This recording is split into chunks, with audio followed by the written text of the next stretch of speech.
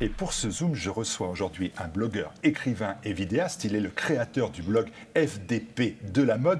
Il a scénarisé une bande dessinée du même nom d'ailleurs avec le dessinateur Marceau. La BD a été publiée aux éditions Ring, tout comme son livre intitulé Carnet de guerre. Papacito, bonjour. Bonjour. Merci d'être sur TV Liberté. Alors ma première question, elle est simple. Pourquoi le livre ? Alors, néanmoins, j'ai découvert un premier élément de réponse dans un précédent entretien que vous avez accordé, où vous avez déclaré « soit j'écris, soit je tue des gens ». Donc je suis plutôt assez heureux que vous ayez fait ce livre. Alors bien sûr, c'est une formule qui est exagérée, mais c'est vrai que quand on arrive à un certain niveau de tension, soit on devient malade, soit on se ratatine, on devient rabougri, soit on essaie de créer du positif et d'avoir une démarche qui est salutaire, qui va être celle de, quitte à ce qu'on fasse tout brûler, autant que ce soit un beau brasier. Et je me suis dit qu'un livre est toujours moins violent, est toujours plus puissant et moins violent que la violence en soi physique. Comme ça, je vais pas aller gifler 4 mecs que j'aime pas, ça n'aura aucune incidence. Alors qu'un livre, finalement, il peut allumer de bien plus grands feux et faire bien plus mal qu'une empoignade. Quoi, voilà. Alors, néanmoins, en termes de vulgarité, tous les chapitres commencent par la notion FDP, qui veut dire quand même fils de pute, et se terminent par un enculé va. Ouais. Alors, parce que je pense que là, alors il faut différencier ce qui est vulgaire et ce qui est grossier. Moi, je pense que mon livre est grossier. Je pense pas qu'il soit vulgaire, parce qu'en fait, la vulgarité elle se sépare de toute forme d'élégance. Or, je pense que ce livre a quand même des élégances. Il est grossier, mais il a des élégances. Donc, il ne tombe pas dans la vulgarité pour moi. Mais bon, ça, c'est une petite nuance. En réalité, je pense que, comme je le dis souvent, dans la tradition française, la vulgarité dans l'art français, dans l'art que moi j'aime, est quelque chose d'omniprésent. Dans la peinture, ça va être la nudité, ça va être des choses très triviales. Dans les romans, ça va être des situations très cocasses. Même les grands écrivains ont décrit des choses qui étaient très triviales. Et j'estime que je fais honneur à la culture française que moi j'aime quand je fais un petit peu de sublime et un petit peu de trivial. Je pense que c'est ça le creuset de la culture française. Molière, par exemple, il y a toujours des personnages qui sont très vertueux, et à côté de ça, il y a de la farce, c'est du vaudeville pratiquement à certains moments. Et c'est la réunion des deux qui, pour moi, fait le creuset de la culture française. Donc c'était aussi un hommage un petit peu. On a, j'ai évoqué l'ouvrage, bien évidemment, mais avant ça, j'aurais dû quand même, en fait, commencer par le commencement, c'est-à-dire déjà, pourquoi ce mot Papacito ? Pourquoi vous appelez Papacito ? Alors Papacito, c'est un surnom qu'on me donnait dans mon village en Espagne, de ma famille originaire. Voilà, c'est un surnom qu'on m'a donné, c'est resté. Donc je l'ai adopté, puis c'était. Ça veut dire quoi ? Ça veut dire petit papa, mais dans un sens un peu comme si on était un personnage particulier, un oiseau rare.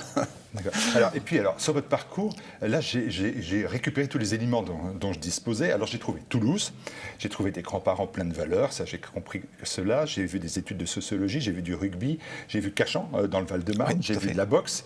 Et puis, j'ai vu que vous étiez le fils illégitime de Saddam Hussein.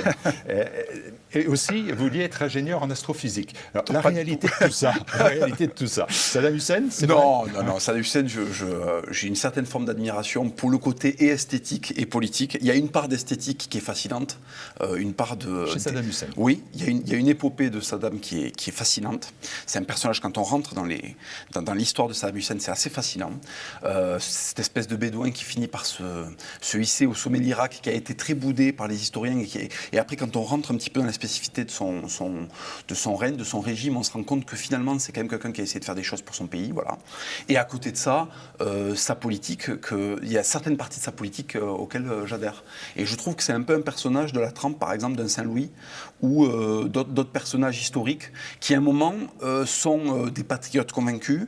Ils portent un peu leur pays, ils sont vraiment symboliques de leur pays, et en même temps, il y a une part de noirceur, il y a une part de là-dedans de sale et d'occulte qui fait qu'on a toujours un peu ce côté, oui, bon, il y a le bon côté, il y a le mauvais côté, mais c'est assez fascinant. Voilà, donc fan plus que fils de Saddam Hussein. Bien sûr. Du coup, ça me rassure, ça ne me donne pas vraiment votre parcours. J'ai donné des pistes, elles étaient toutes bonnes par contre. Tout à fait, alors, sauf pour l'astrophysique, mais pour le reste... J'ai trouvé ça dans le bouquin. Hein. Ah oui, c'est vrai, d'accord, j'ai dû écrire ça Je voulais être ingénieur en astrophysique.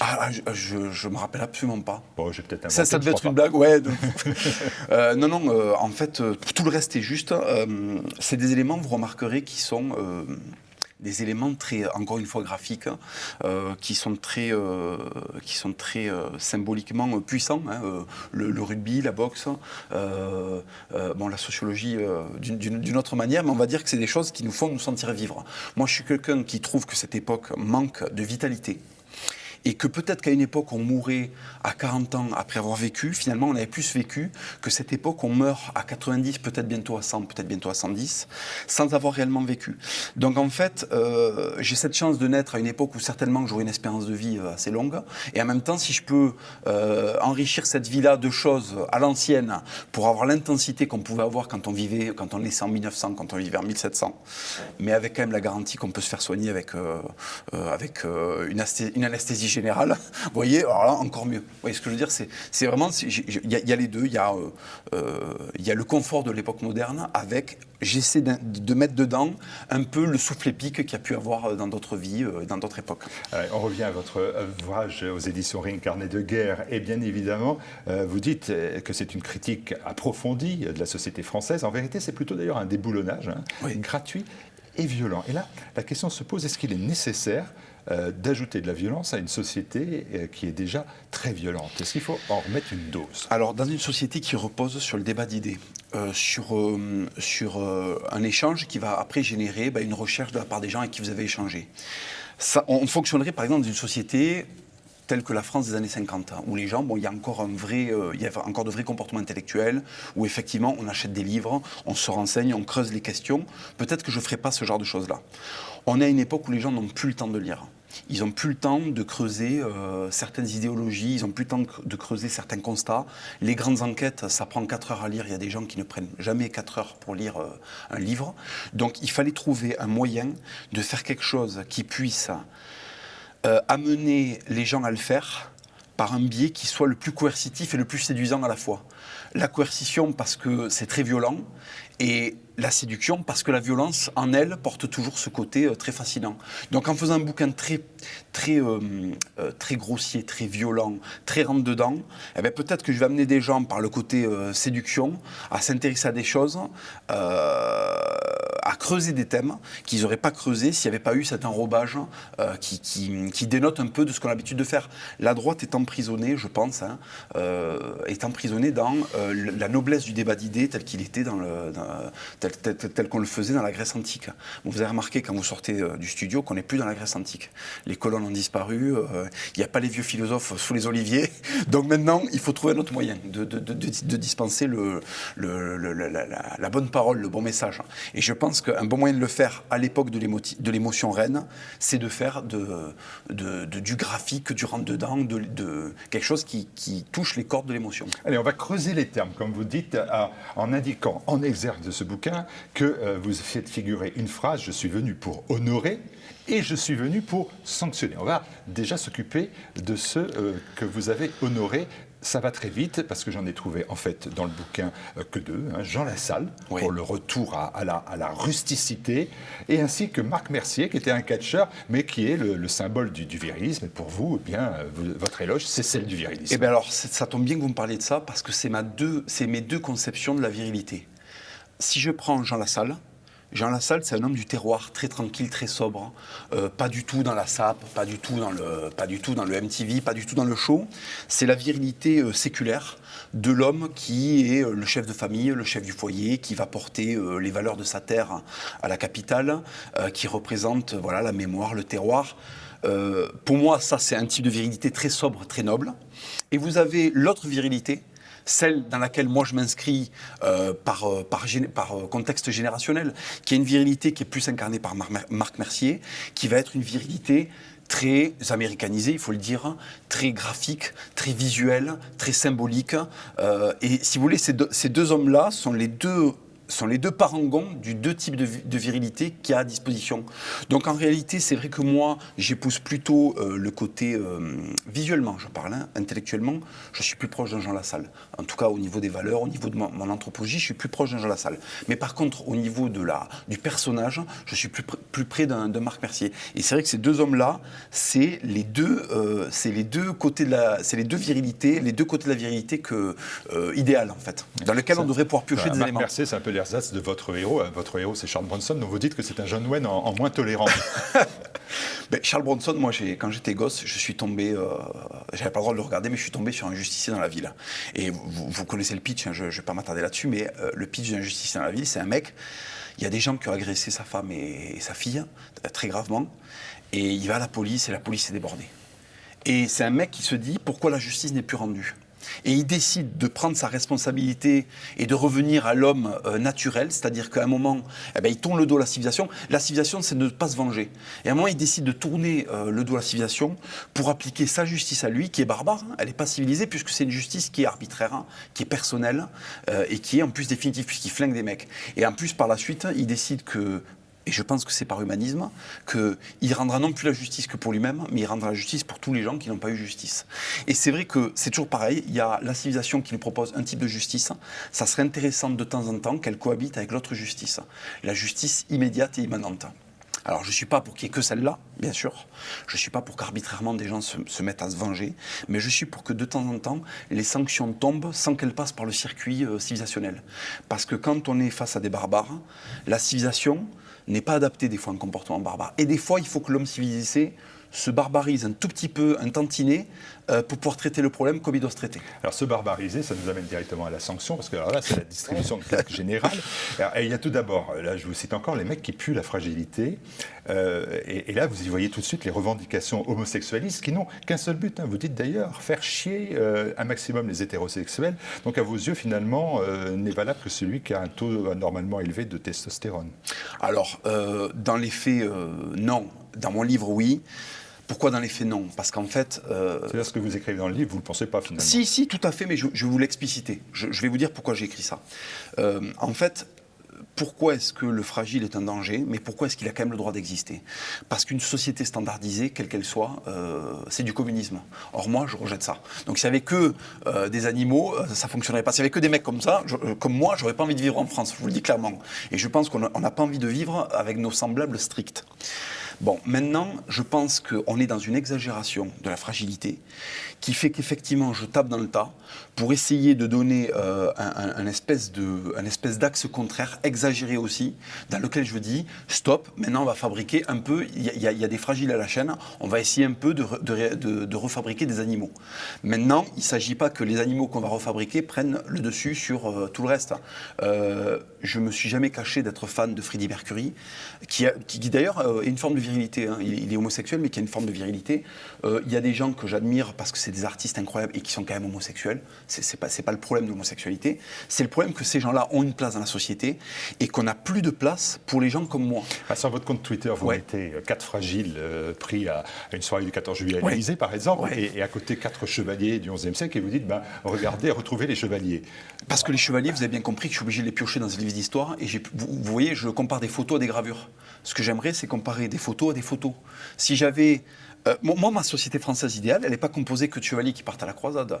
Ma société française idéale, il y a une place pour les homosexuels, il y a une place pour les musulmans, il y a une place pour les juifs, mais il y a une place aussi pour l'habitant séculaire et millénaire de l'Europe, qui est le blanc couillu. Et qui a fait l'histoire de l'Europe. Et celui-là, on est en train de doucement l'éclipser. Et moi, j'aimerais bien qu'on lui fasse la place qui lui revient, qui est la place légitime de celui qui est un Français, alors on n'a plus le droit de dire de souche, un Français de plusieurs générations installé.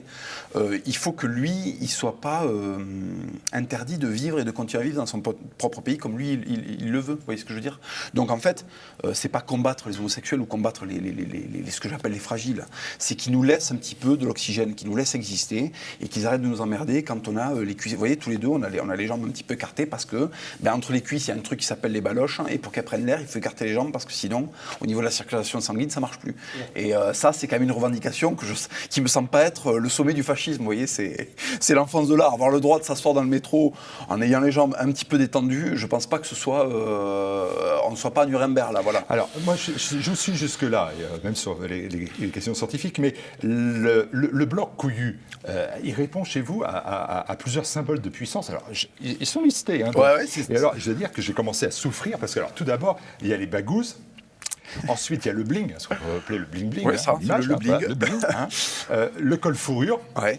La démarche, la masse, le poids et la sape, c'est-à-dire l'habillement.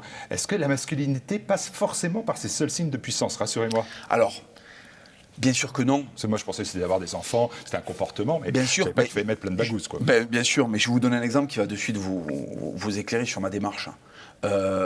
Jésus, si on avait vendu un Jésus, dans la Bible, si on avait vendu un Jésus, bon, il pardonne, mais des fois, des fois, il gruge, des fois, on n'y adhérerait pas, parce que c'est pas un modèle complet, parce que c'est un demi-modèle, c'est un compromis. Ce qui nous plaît chez Jésus, c'est qu'il finit par se faire charcuter sur la croix par refus du compromis.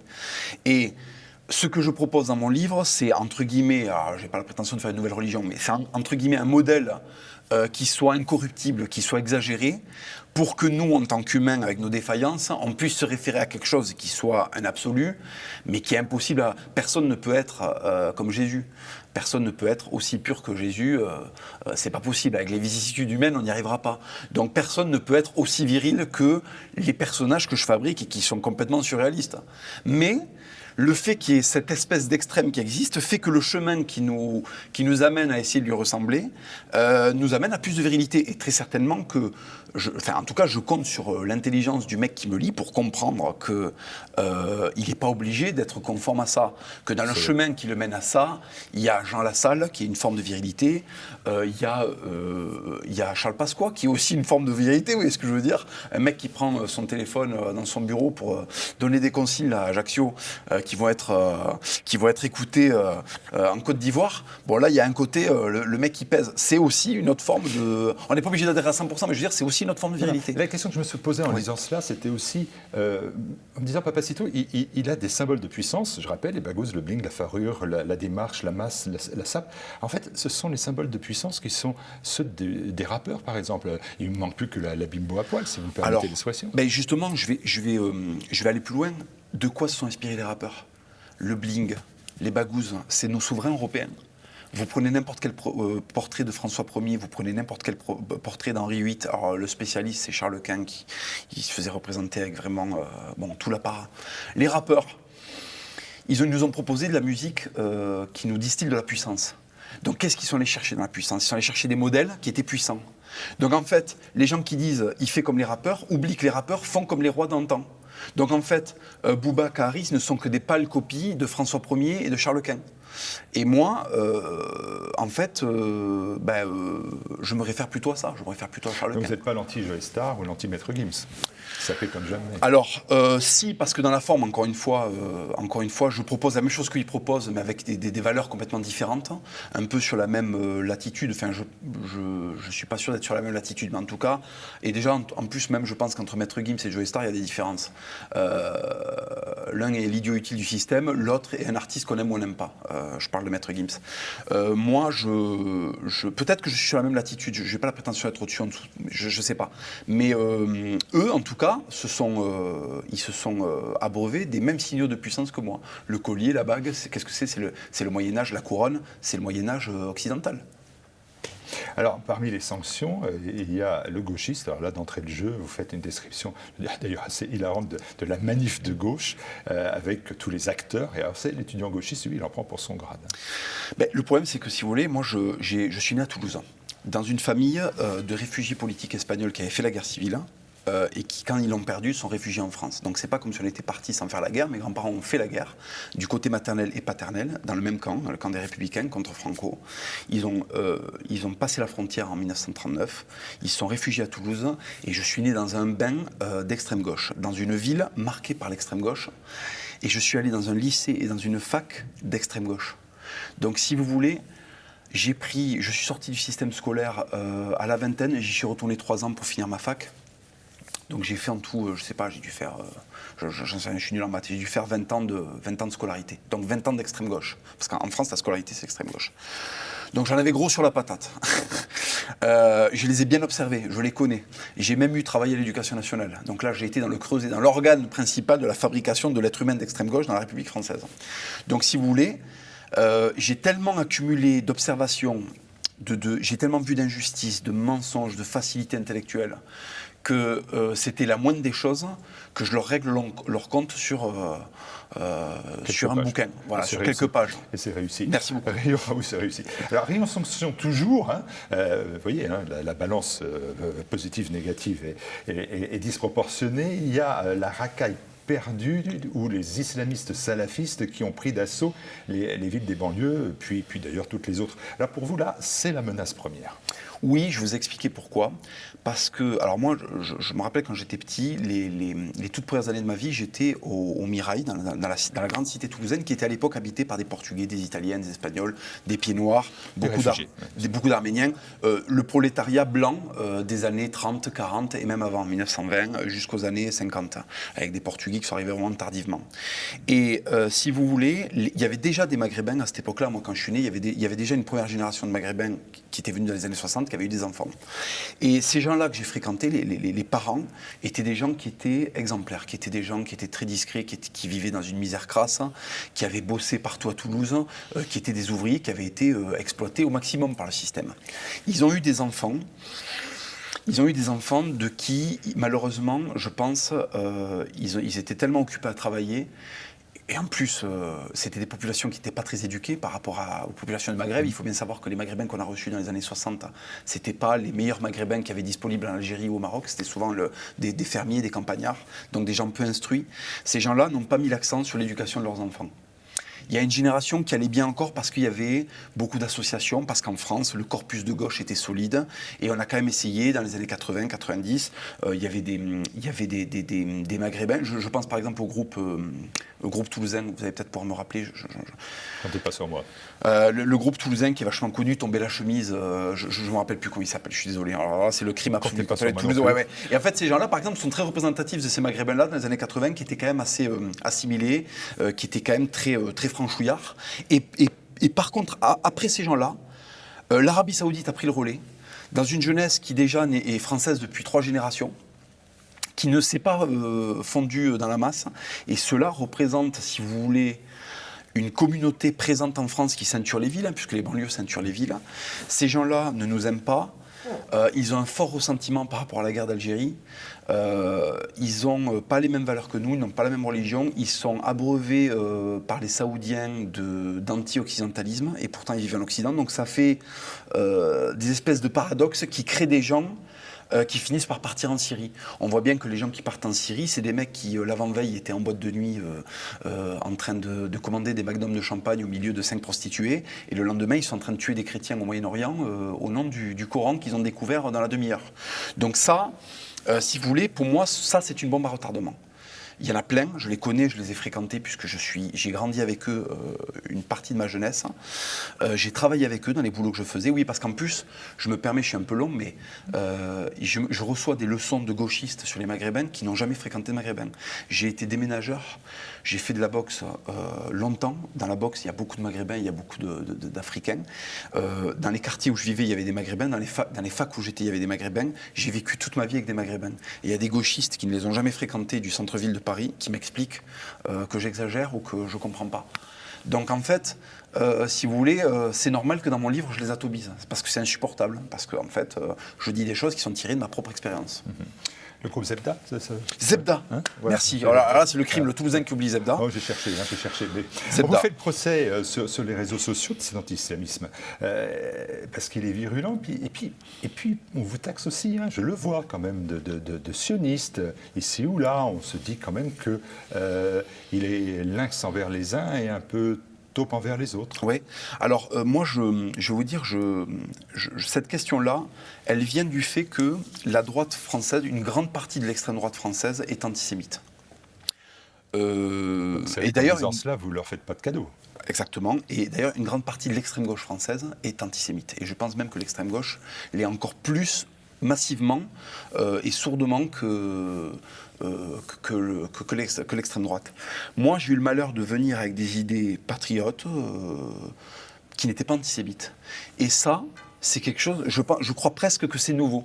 Il y a très peu de gens qui sont, je parle dans le milieu dans lequel je suis arrivé sur Internet, il y a très peu de gens qui sont à la fois patriotes et qui n'ont pas, moi j'ai pas de haine envers les juifs, parce que quand j'ai regardé Jurassic Park, je me suis régalé et il se trouve que c'était un juif qui l'avait fait.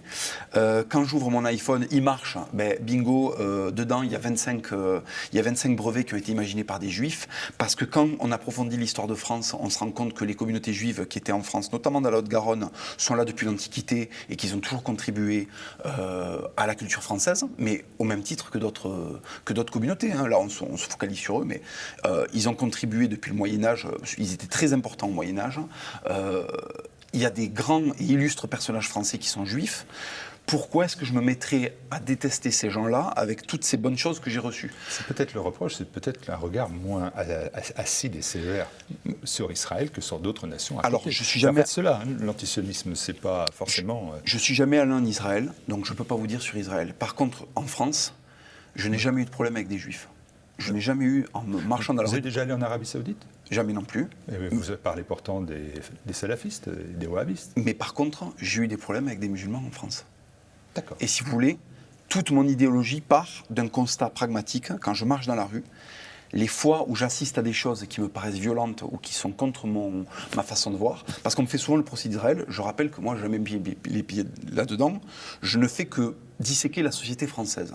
Et dans la société française, même si très certainement qu'il y a des juifs qui sont en prison, comme toutes les autres communautés, il doit y avoir des juifs en prison, il doit y avoir des Arméniens, il doit y avoir des Vietnamiens en prison.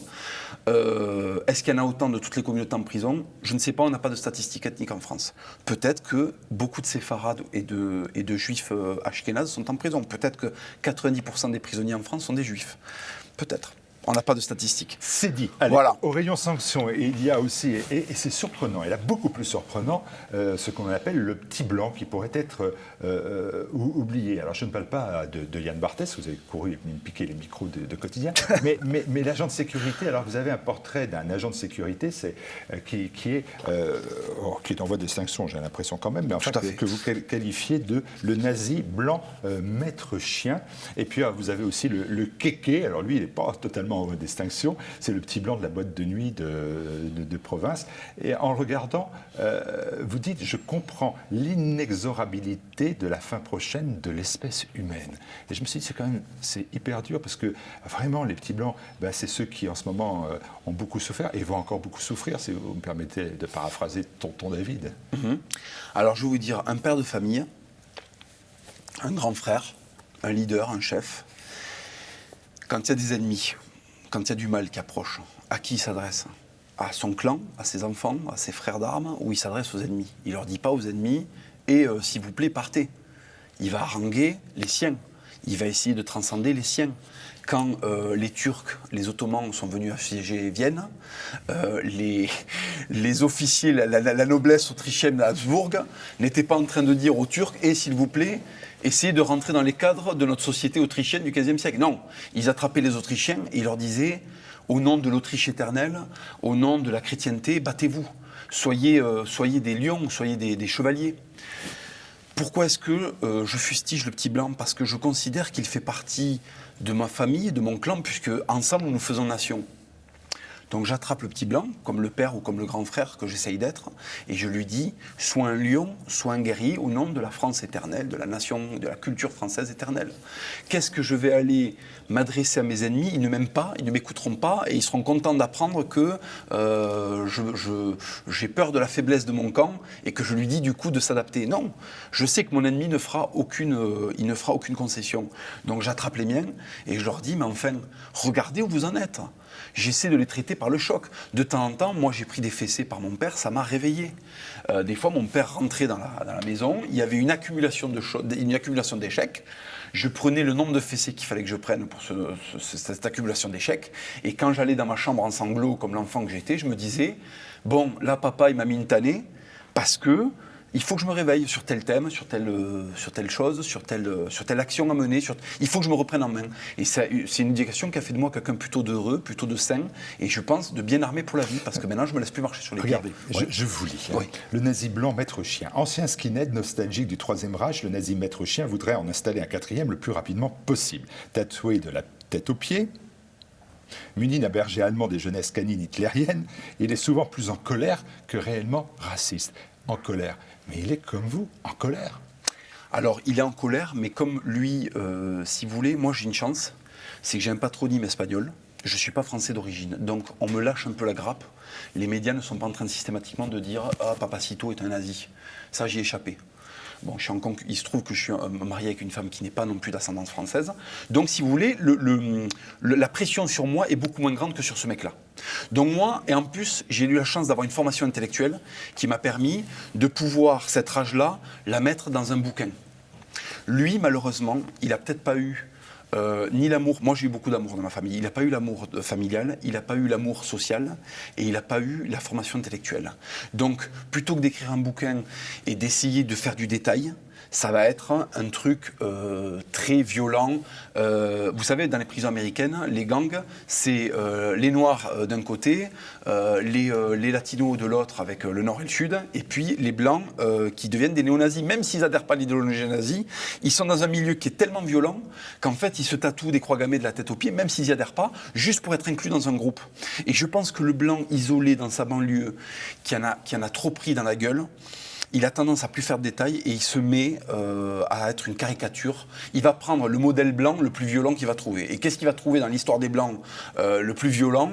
Soit ça va être le commerce de l'esclavage, soit ça va être l'esclavage, soit ça va être le négrier, mais c'est dur de se déguiser en négrier, soit ça va être le Troisième Reich, qui est plus près et qui, graphiquement, va être plus séduisant. D'accord, mais on vous suit mal quand vous en prenez au kéké. Le kéké, on le voit bien en boîte de nuit. Quoi. Alors, alors vous faites un grand numéro sur le parfum Scorpio. Hein. Je précise que ceux qui portent du parfum Scorpio, il faut mieux pas avec vous. Hein. Mais parce que c'est dur quand même, c'est dur. Il n'y a même pas de bienveillance. Alors là, c'est vrai que c'est très sévère et je suis d'accord avec vous. Il y a eu un manque de bienveillance parce que, vous voyez, c'est bien que vous dites ça parce ça lui que fait pas de mal. Hein. Avec le mec d'extrême droite, le maître chien blanc, vous aurez noté qu'il y a de la bienveillance parce que je dis, il est plus en colère que réellement nazi. Parce que celui-là, à un moment, je sais qu'il y a eu la blessure profonde et qu'il y a quand même au fond cet enfant qui a dû être méprisé, qui a dû être à un moment gravement attaqué. Or, dans le kéké, ce que je ne supporte pas, et c'est pour ça que j'ai du mépris pour lui, c'est qu'il y a l'acceptation que le réel, il est merdique, et finalement on s'y conforme, et c'est la veulerie. Et la veulerie, c'est ce qui tue les braves. La veulerie, le brave, il est souvent plus facilement mis en péril par le veule qui est à son côté que par son ennemi.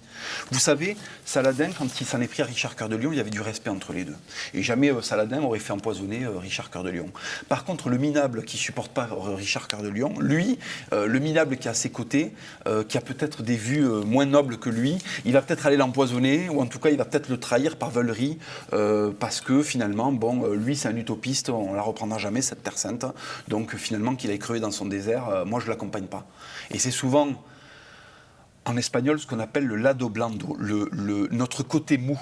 C'est notre côté mou qui nous tue, c'est pas notre ennemi. Notre ennemi nous rend plus forts, parce qu'en fait la confrontation qu'on a avec lui nous pousse toujours à être... mais en fait c'est l'histoire des Européens. Pourquoi les Européens sont devenus des guerriers formidables jusqu'à 1968?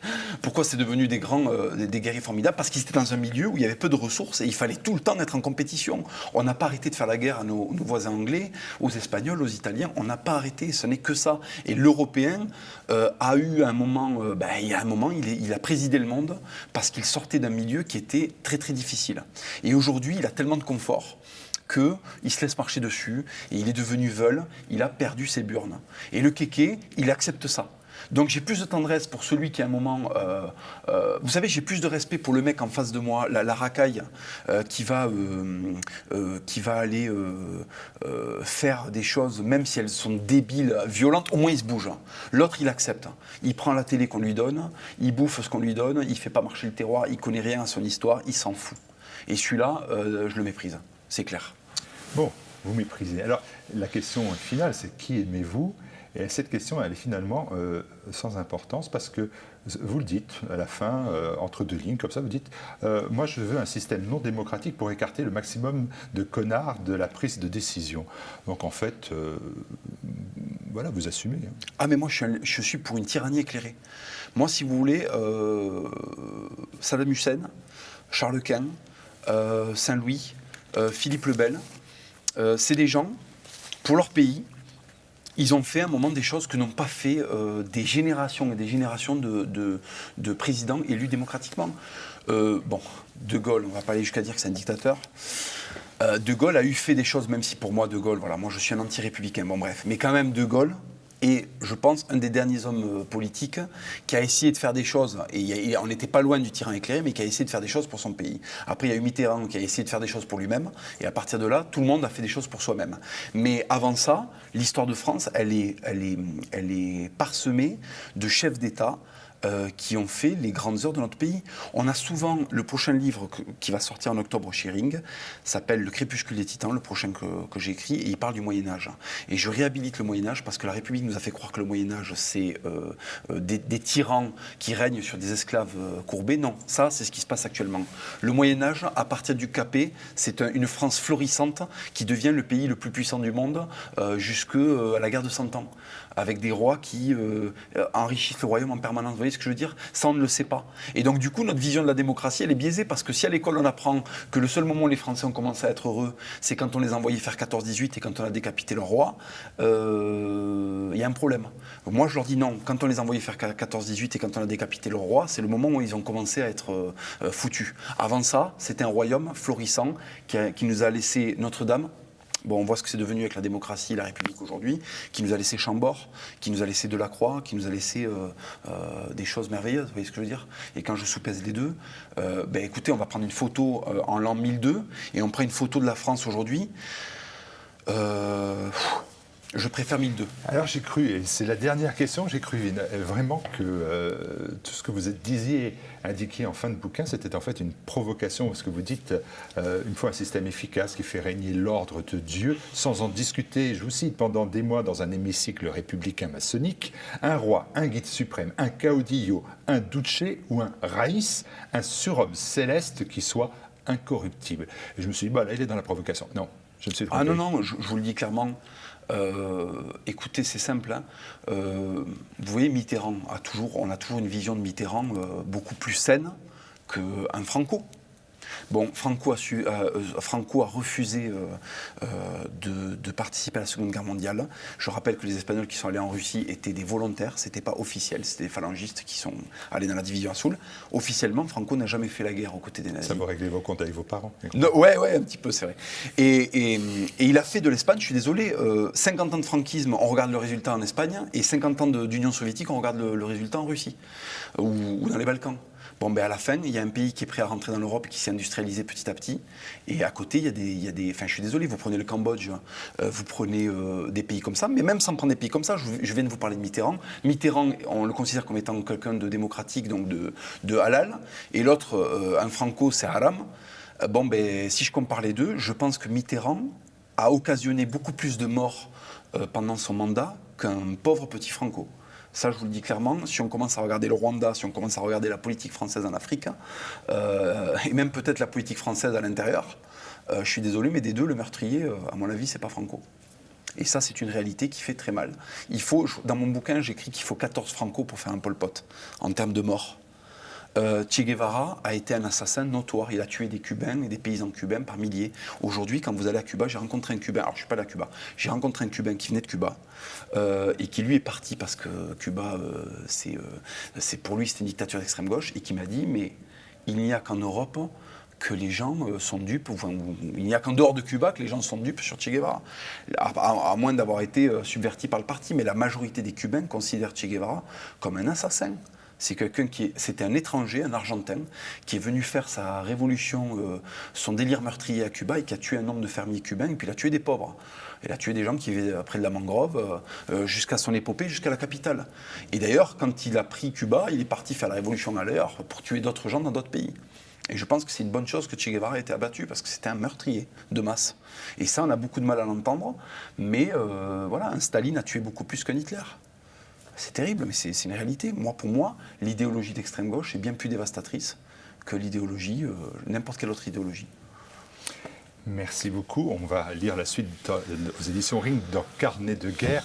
Merci beaucoup de vous être prêté à cet entretien. Ils sont assez rares. Et puis, je crois que vous avez eu la liberté de dire ce que vous souhaitez. Tout à fait. Et je vous remercie pour votre invitation. Je vous remercie pour le bon traitement que vous m'avez fait. Merci à vous.